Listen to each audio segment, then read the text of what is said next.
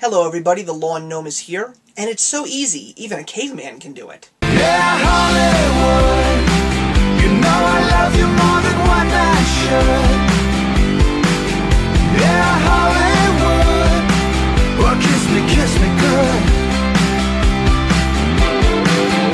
Yeah, Hollywood, you know I love you more. It's been a while, I know, right? There really hasn't been much to see in the theaters this year so far. I mean, I definitely think that after January, there was just a massive space. I have to say, I think I finally went to see a very good movie after a long time of patience, and that was DreamWorks Animated Pictures' The Croods, starring a great cast including Nicolas Cage, Cloris Leachman, Emma Stone, Catherine Keener, Clark Duke, Ryan Reynolds. I mean, how could you possibly go wrong with that cast? And you know something?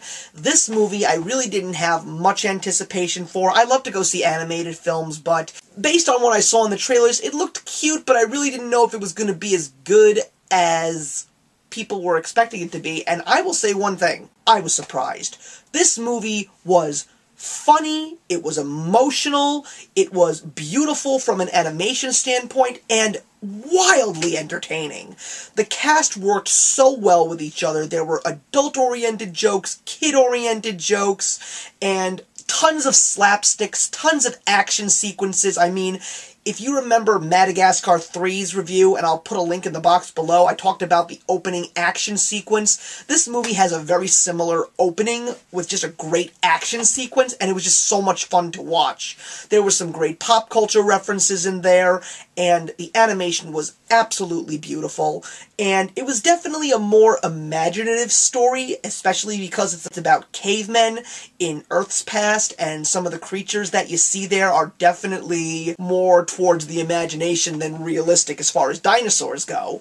And it's just a great movie about a family just trying to survive in a world that's forever changing. Another thing that I really enjoyed about this movie was the soundtrack composed by Alan Silvestri, and it was great to see Owl City popping up again to do the song for the credits of a movie in the animated category. He seems to be doing that a lot these days. It would be great if these songs that he keeps recording for film soundtracks end up in, like, a brand new Owl City CD. I keep hearing rumors that there is a new one on the horizon relatively soon, but yeah, it was great to get back to the movies. It was a wildly entertaining film, and I went to see it with my girlfriend and a couple of other friends as well, and I've never seen my girlfriend laugh as hard as she did. Like, I've seen her laugh before, I've seen her giggle, but not like this. Like, she was just laughing moment after moment after moment, and most of the stuff that got me to laugh was the baby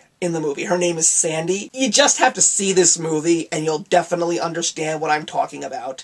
I'm going to give The Croods 3.5 out of 4, just because of the fact that the one weakness, to a small extent, is the story. It is a good story, but there's a lot of vagueness to it, and I also thought that it was a little too simple, and because of the fact that it was too simple, I think that it made certain points in the movie lose the deep feelings that you would get when you see movies, especially from an animation standpoint. Entertaining, hilarious, great all around, and that's that. So thanks for watching, and the question that I'm going to leave with you today is, we got summer finally showing up, so we've got movies galore. I'm telling you, it's been so upsetting not being able to go to the movies at least once a week. And animation, of course, always leading the forefront. You got Disney's Monsters, you got Blue Sky's Epic, you got DreamWorks Turbo, and you got Sony Pictures Despicable Me 2. So I mentioned those four guys. Which one of those are you looking forward to seeing the most this summer?